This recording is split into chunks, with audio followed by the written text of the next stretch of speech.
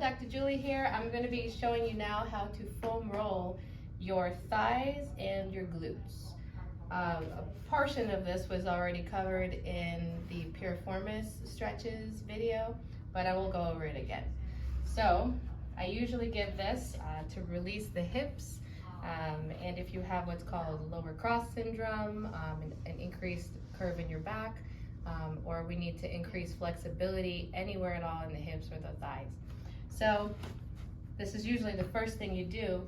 You start with foam rolling your large groups of muscles, and then you work at stretching those large groups of muscles.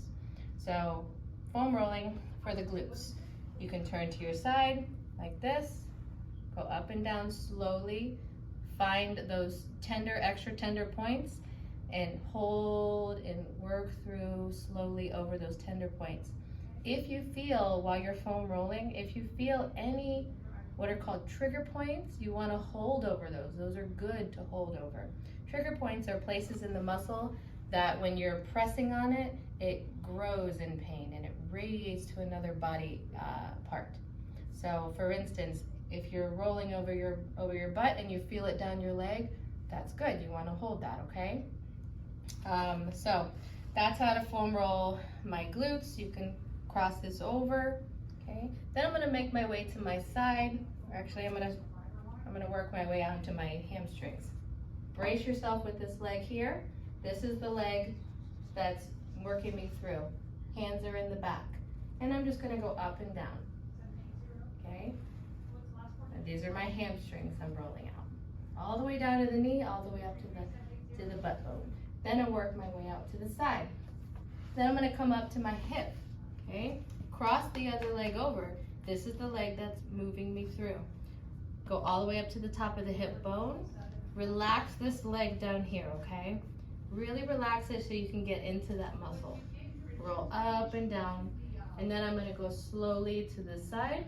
And again, see how this other leg is pushing me through as well as my hands. And then I'm gonna work my way down the side of the leg, okay, all the way down to the knee, and then I'm going to turn to the front, okay. This knee goes here, put a cushion there if you need to, and you're going down the front of the leg, all the way down to the knee, okay, and then to get the inner thigh, okay, so far we've covered 3 parts of the thigh, but now the hardest is usually this inner thigh. All right, if you can, if your body allows you to, sit in a swastika position like this, take this foam roller, and you're just gonna put your body weight into it, okay? You don't wanna go like this because it's too much work. You wanna put your body weight right over your elbows, right down to the thigh, okay? Roll it all the way here, slow movements, okay? And then all the way up. Some people have a hard time, maybe you have a lot of soft tissue in this area, right? You can't access this part of your thigh.